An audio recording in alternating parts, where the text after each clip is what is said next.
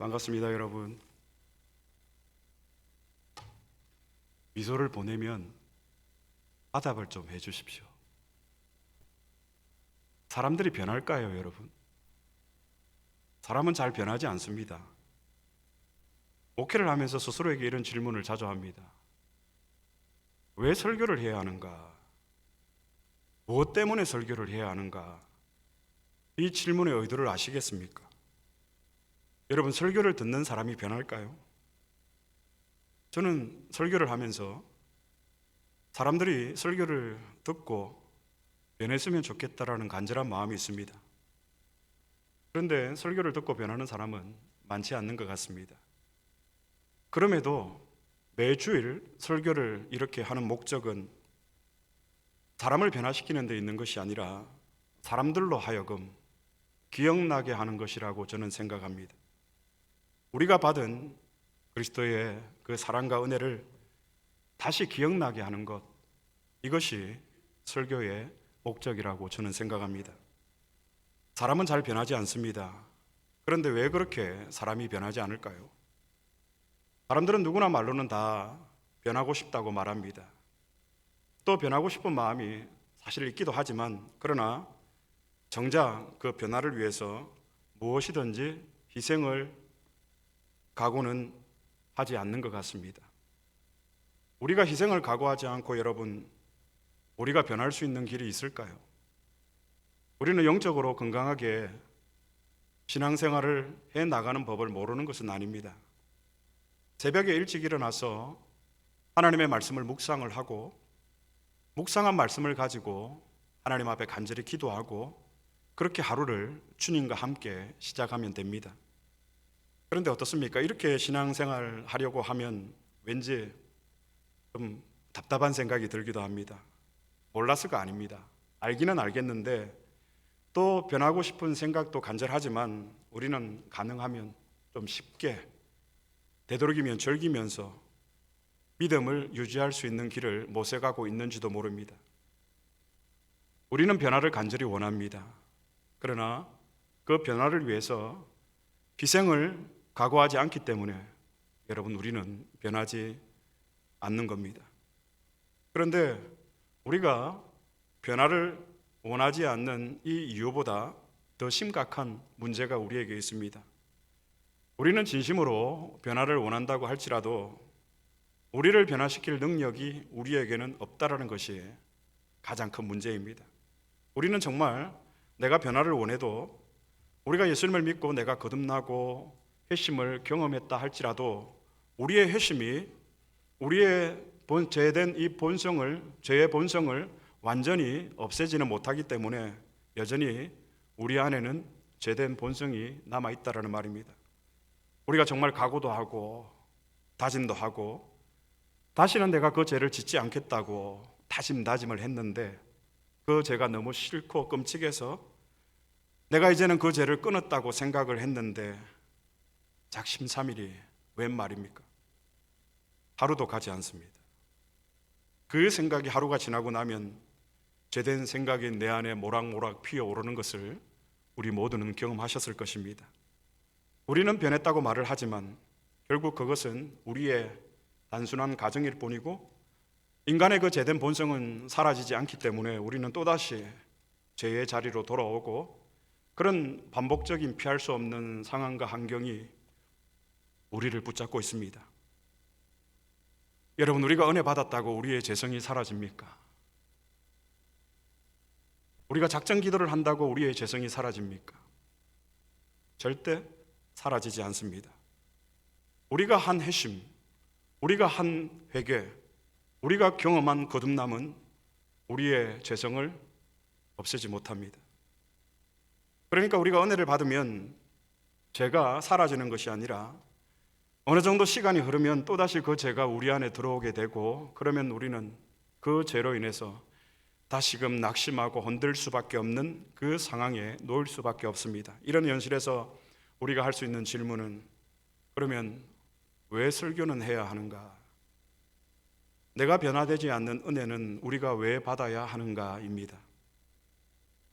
알다시피 느헤미야 시대에 엄청난 부흥이 있었습니다, 여러분. 온 백성들이 수문 앞 강장에 모여서 하나님의 말씀을 듣습니다. 새벽부터 종호까지 들었다고 합니다. 6시간입니다. 6시간 동안 그들은 하나님의 말씀을 듣습니다. 그런 날이 며칠간 지속이 되었을까요? 성경을 한번 찾아보겠습니다. 확인을 한번 해보겠습니다. 느헤미야 9장 1절입니다. 다 같이 한 목소리로 봉독하시겠습니다. 그달 29날에 이스라엘 자손이 다 모여 금식하며 굵은 베옷을 입고 티끌을 무릅쓰며 그달 29날에 며칠간이죠? 24일간입니다. 24일간 매일같이 이스라엘 백성들이 모여서 하루에 몇 시간씩? 매일 6시간씩 3시간은 제자리에 서서 율법을 낭독을 하고 또 3시간은 그 낭독한 율법의 말씀을 기억하며 하나님 앞에 통해 자복하며 회개합니다. 이것은 우리가 기도하기 전에 반드시 지켜야 하는 원리이기도 합니다. 어떤 원리일까요, 여러분? 하나님의 말씀의 원리를 따라서 우리는 기도해야 된다라는 이야기입니다.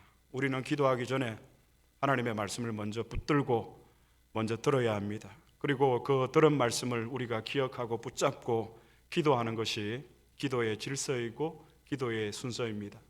하나님 앞에 거룩한 교회 공동체가 드려야 하는 마땅한 기도의 모습입니다. 동일한 신앙 고백을 가지고 동일한 기도의 목적과 내용을 가지고 기도하는 것, 이것이 교회의 하나됨의 중요한 이유가 됩니다. 그래서 거기에서 이스라엘 백성들은 누구를 청하죠? 우리가 잘 알고 있는 학사 겸 제사장 에스라를 청하게 됩니다. 이스라엘 백성들은 그때 에스라를 청해서 그에게 하나님의 말씀을 가르쳐 달라고 간청합니다. 그런데 거기에 모였던 사람들은 시대적으로 성경이 에스라, 느헤미야, 그래서 거기에 모였던 사람들은 15년 전에 에스라가 부흥을 일으켰었을 때에 그때 그들이 눈물로 회개하고 다시는 죄를 짓지 않겠다고 결단했던 사람들이었습니다. 그런데 그 놀라운 부흥을 경험했던 사람들이 시간이 지나면서 그 은혜와 그 열정이, 그 거룩한 뜨거움은 점점 식어갔습니다. 그런데 지금 다시 그 에스라를 청하여서 말씀을 강론해 달라고 간곡하게 부탁합니다. 그때 만약 에스라가 생각하기를 15년 전에 이 사람들이 그 놀라운 하나님의 부흥을 경험하고도 다시 옛날로 돌아가서 똑같은 잘못을 하고 있는 그들을 바라보면서 말씀을 전하는 것이 무슨 소용이 있겠는가, 다시 제자리로 돌아갈 텐데라고 생각을 했다면 에스라는 아마 오지 않았을 것입니다. 그런데 에스라는 다시금 그들을 찾아옵니다. 에스라가 그들을 다시 찾아온 이유가 무엇일까요? 15년 전에는 실패했지만 이번에는 다를 것이라는 그 기대 때문이었을까요? 저는 아니었다고 생각합니다. 에스라가 15년 만에 다시 이스라엘 백성들을 찾아올 수 있었던 것은 그들과 언약을 맺으시고 반드시 그 언약을 이루실 하나님의 신실하심 때문이었습니다. 그 믿음이 에스라에게 있었기 때문에 에스라는 다시 기쁜 마음으로 그들에게 말씀을 전하고 말씀을 가르칠 수 있었습니다. 에스라가 새벽부터 종호까지 말씀을 강론하고 그 말씀을 이스라엘 백성들이 들으면서 얼마나 울고 회개했는지 모릅니다. 이스라엘 백성들이 회개하면서 했던 일이 무엇인지 성경은 구체적으로 우리에게 소개하고 있습니다. 이스라엘의 모든 지도자들과 제사장들이 한 사람씩 앞으로 나와서 그 언약을 세워서 기록을 하고 인을 치는 일이었습니다. 임봉을 했다라고 성경은 기록을 하고 있는데 사인을 했다라는 말이에요. 성경을 한번 찾아보겠습니다. 느헤미야 9장 38절입니다. 다 같이 봉독하시겠습니다. 우리가 이 모든 일로 말미암아 이제 견고한 언약을 세워 기록하고 우리의 방백들과 레위 사람들과 제사장들이 다 임봉하나이다 하였느니라. 이것을 설명하고 있는 거예요. 성경에는 여러분, 공동체가 타락을 하면 그 공동체에 대한 타락에 대한 1차적인 책임은 우선적으로 지도자들이 져야 한다라고 성경은 가르치고 있습니다. 이스라엘 공동체 안에서도 지도자들에 대한 원망과 지도자들에 대한 가정스러움들을 백성들이 보면서 이스라엘의 타락은 바로 이런 지도자들에게 있다고 보았기 때문에 이스라엘의 지도자들이 한 명씩 앞으로 나와서 이제는 내가 하나님의 말씀대로 순종하고 하나님의 말씀대로 이스라엘 백성들을 인도하겠습니다. 다시는 내가 하나님 앞에 범죄하지 않고 하나님의 말씀대로 살겠습니다. 그 지도자들이 먼저 온 백성들이 앞에서 서명을 하고 있는 내용이 바로 느헤미야 9장 38절의 내용인 것입니다. 그런데 느헤미야 또 10장에 보면 재미있는 표현이 있습니다. 백성들은 저주로 맹세했다라는 표현이 나옵니다. 성경을 한번 찾아보겠습니다. 느헤미야 10장 29절입니다. 다 같이 봉독하시겠습니다. 다 그들이 형제 귀족들을 따라 저주로 맹세하기를 우리가 하나님의 종 모세를 통하여 주신 하나님의 율법을 따라 우리 주 여호와의 모든 계명과 규례와 율례를 지켜 행하여. 여기에 보면 저주로 맹세했다라고 되어 있습니다. 저주로 맹세했다라는 말은 하나님, 내가 만약에 하나님의 말씀대로 정직하게 진실하게 행하지 아니하면 내가 거지가 되거나 내가 불구가 되게 하여 주옵소서, 나의 가족이 망하게 하여 주옵소서, 이렇게 기도했다라는 말입니다. 그런데 누가 감히 하나님 앞에서 이런 저주의 맹세로 기도할 수 있겠습니까? 하나님, 내가 내일부터 새벽 예배를 드리지 않으면 내가 불구가 되게 하시고 나의 자녀들이 망하게 해 주십시오, 이런 저주의 맹세로 여러분들 기도할 수 있겠습니까? 그런데 백성들은 이런 저주의 맹세로 하나님 앞에 기도했습니다. 내가 하나님의 말씀대로 살지 않으면 나를 죽이시고 우리 가족을 멸하소서. 이렇게 기도할 수 있는 사람은 어떤 사람들일까요? 진짜로 하나님 앞에 놀라운 변화를 기대하는 사람들만이 드릴 수 있는, 그렇게 기도할 수 있습니다. 여러분, 이들의 기도의 진정성이 느껴지십니까? 저주의 맹세로 기도한 이들의 기도에 저는 사실 감동을 받습니다. 얼마나 정말 변하고 싶었을까. 그래서 그들은 그렇게 저주의 맹세로 하나님 앞에 진심으로 기도할 수 있었습니다. 그런데 여러분, 그들이 그렇게 해서 변했습니까? 느헤미야는 총독의 임기를 마치고 이제 다시 페르시아로 돌아가야 했습니다. 페르시아로 돌아가면서 느헤미야는 당시 대제사장이었던 엘리야십에게 간절히 부탁합니다. 제사장이여, 이 불쌍한 백성들 하나님 잘 섬길 수 있도록, 하나님의 말씀대로 살아갈 수 있도록 말씀을 잘 가르쳐 주시고 잘 인도해 주십시오 하고 부탁을 하고 느헤미야는 다시 페르시아로 떠나갔습니다. 그리고 10년이 지난 후에 느헤미야는 다시 예루살렘의 총독으로 2차 부임을 하게 됩니다. 그때 느헤미야가 예루살렘에 10년 만에 돌아왔을 때 예루살렘은 어떻게 되었을까요? 느헤미야가 다시 예루살렘에 돌아왔을 때 예루살렘은 엉망이었습니다. 그토록 믿었던 대제사장 엘리야십은 느헤미야를 가장 괴롭힌 산발랏을 그의 정손녀의 사위로 삼고 또 도비야라고 하는 아주 잔인하고 포악한 사람에게 성전의 국고를 맡깁니다. 그로 인해서 제사장들과 레위 사람들은 모두 떠나고 그 결과 이스라엘 공동체 가운데 예배는 없어지고 유월절도 지키지 않고 이스라엘 백성들이 다시 이방 여인들과 혼인을 하고 말씀을 떠나가기 시작했습니다. 그렇게 10년 만에 느헤미야가 예루살렘에 돌아왔을 때 예루살렘은 더 나빠져 있었습니다. 이러면 여러분, 누구나 낙심이 찾아옵니다. 낙심이 오면 찾아오는 현상은 무엇입니까? 포기입니다. 그냥 포기하자. 그리고 낙심이 올 때 또 다른 현상은 타협입니다. 어차피 안 되는데, 어차피 안 될 건데, 그렇게 주어진 현실을 받아들이면서 대충 그럭저럭 살아가지 뭐, 타협입니다. 우리에게 낙심이 찾아오면 포기와 타협이, 이런 현상들이 나타납니다. 교회도 마찬가지인 것 같습니다. 교회 개혁과 부흥을 외치다가 아무리 노력해도 아무리 기도해도 꼼짝달싹하지 않는 모습을 보면서 우리는 포기하거나 아니면 타협을 하거나 아니면 한 사람 두 사람 교회를 떠나가기 시작합니다. 그리고 교회를 떠나지 않는 사람들은 그동안 그가 만들어 놓은 그 기득권 안에서 그냥 종교인으로 자리를 잡아갑니다. 적당히 타협을 하거나 아니면 포기해버리거나 아니면 아예 교회를 떠나거나, 이게 교회 안에서 낙심이 찾아오면 일어나는 현상들인 것 같습니다.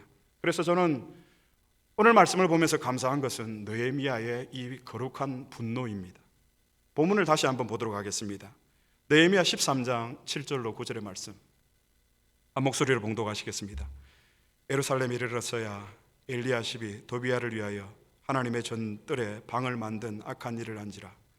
내가 심히 근심하여 도비야의 세간을 그 방 밖으로 다 내어 던지고 명령하여 그 방을 정결하게 하고 하나님의 전에 그릇과 소재물과 유황을 다시 그리로 들여 놓았느니라.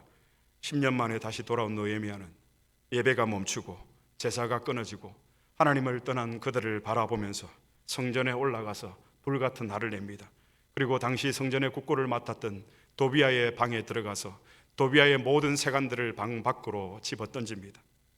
그리고 그들은 다시금 예배가 회복되고 제사가 회복되고 이방인들과 혼인을 금하고 다시 안식일을 지키기 시작합니다. 그런데 여러분, 그래서 그들이 다시 변했을까요? 그들은 변하지 않았습니다. 그들은 또다시 제자리로 돌아갈 수밖에 없었습니다. 이런 상황에서 느헤미야가 다시 열심을 내자고 하는 것은 별로 의미가 없어 보입니다. 왜냐하면 다시 열심을 내어도 결국은 모든 게 제자리일 테니까 말입니다. 여러분, 부흥회나 집회에 가면 강사로 오신 분들이 이렇게 분위기를 유도해 갑니다. 오늘 은혜 받고 변화 받고 돌아갑시다. 그런데 성경을 보면 우리의 존재의 능력을 생각하면 이것은 가능한 일이 아니라는 것을 우리는 금방 알 수 있습니다. 우리는 안 됩니다. 우리에게 변화는 불가능한 일입니다.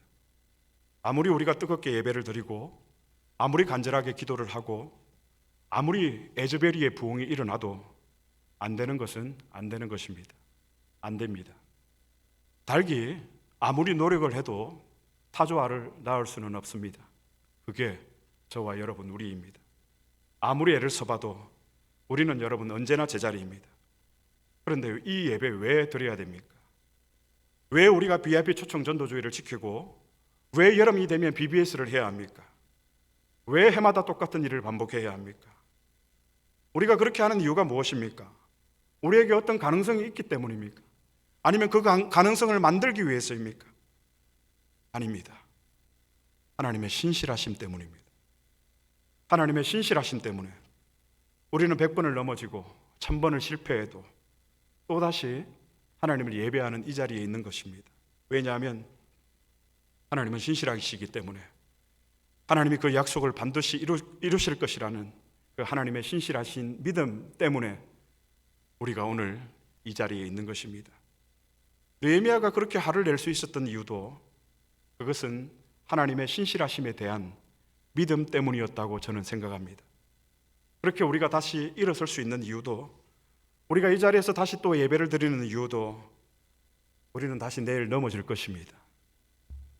우리가 다시 내일 넘어질 줄을 알면서도 오늘 이 자리에서 설교를 하고 찬양을 드리고 기도를 드리고 예배하는 이유는 하나님의 신실하심에 있다라는 말입니다. 여러분, 하나님은 신실하십니다. 하나님은 비록 내가 넘어지고 실패해도 나를 버리지 않고 내가 또 언제나 흔들려서 하나님 앞에 제된 모습으로 살아간다고 하더라도 하나님은 결코 우리를 떠나지 않습니다. 그리고 기어코 반드시 허물 많은 죄인 중에 계수인 우리를 통해서 하나님께서 하나님의 그 일을 이루실 것이라는 그 믿음 때문에, 그 하나님의 신실하심 때문에 우리는 실패하고 우리는 넘어지고 그렇게 죄의 때가 묻어있는 모습인데도 불구하고 또다시 우리는 감히 하나님 앞에 이렇게 서 있는 것입니다. 그러니까 우리는 여러분 하나님의 신실하심, 하나님의 은혜 없이는 못 사는 사람들입니다. 그러므로 신실하신 하나님께서 우리에게 허락하신 것은 단회적인 승리가 아니라 반복된 승리입니다. 여러분 믿으시기를 바랍니다. 우리가 이 땅에 사는 동안, 재성을 가지고 우리가 이 세상을 살아가는 동안에는 어디서든지 여러분 우리는 넘어지고 그 죄의 때가 우리에게 묻을 것이고 그로 인해서 우리는 언제든지 어디서든지 흔들릴 것이고 그렇게 낙심하는 상황을 또 우리가 만나겠지만, 그렇게 낙심하는 상황을 만나게 되면 포기하고 싶고 타협하고 싶고 떠나고 싶은 모습들이 우리에게 있겠지만, 그러나 그럴 때마다 우리의 약함과 우리의 부족함을 가지고 우리가 다시금 하나님 앞에 이 자리를 찾아오는 이유는 하나님의 신실하심 때문이라는 말입니다. 말씀을 맺겠습니다. 우리는 어떤 사람이 성숙한 믿음을 가졌다라고 말하면 그 믿음의 성숙은 마치 흔들리지도 않고 그리고 누구의 도움도 없이 스스로 자신의 신앙을 유지해 갈 수 있는 그 상태를 우리는 성숙이라고 생각하기 쉽습니다. 그러니까 성숙한 신앙도 무엇인가 하면 누구도 의지하지 않고 자신의 문제를 스스로 해결할 수 있는 사람이 성숙한 신앙, 성숙한 사람이라고 생각합니다.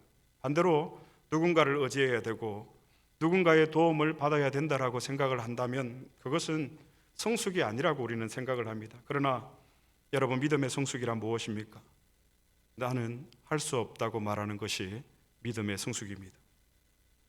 하나님의 신실하심이 아니면, 하나님의 은혜가 아니면 하나님 나는 할 수 없습니다라고 말하는 것이 하나님 앞에서 진정한 성숙한 믿음이라는 말입니다. 하나님 없이는 절대 나는 못 삽니다. 그러므로 여러분 실패를 두려워하지 마시기를 바랍니다. 어쩌면 우리는 그 실패 때문에 반복된 승리를 경험하게 되는지도 모릅니다. 왜 그렇습니까, 여러분? 하나님은 신실하시기 때문입니다. 그러므로 여러분 우리가 만나는 이 어려움은 하나님께 더욱더 가까이 나아가는 기회라는 사실을 잊지 마시기를 바랍니다. 왜냐하면 하나님은 신실하시기 때문입니다. 그러므로 우리가 처한 상황이나 환경이 끝이 보이지 않고 힘들고 어렵고 답답하다고 해도 우리를 영원토록 사랑하시는 신실하신 하나님을 기억하며 여러분 담대하게 걸어가시기를 축복합니다. 오늘 우리가 정직하게 다시금 하나님 앞에 고백하고 싶은 것이 있다면 주님은 진실로 신실하신 나의 하나님이십니다. 이 진실한 고백이 저와 여러분 우리 모두에게 다시 살아나게 되기를 그리스도의 이름으로 축복합니다.